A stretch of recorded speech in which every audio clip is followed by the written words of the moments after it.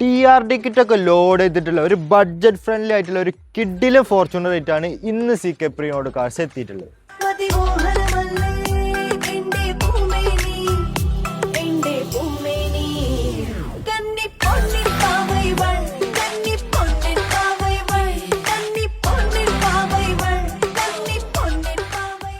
ഡീറ്റെയിൽസിലേക്ക് വരികയാണെങ്കിൽ 2010 രജിസ്ട്രേഷനിൽ വരുന്ന 4x4 manual വെഹിക്കിളാണ്.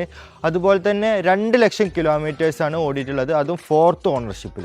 Exterior ഭാഗത്തേക്ക് നോക്കുമ്പോൾ TRD കിറ്റും അതുപോലെ തന്നെ സ്കേർട്ടിംഗ് ഒക്കെ ചെയ്തുകൊണ്ട് തന്നെ നല്ല ഭംഗിയുണ്ട് കാണാൻ.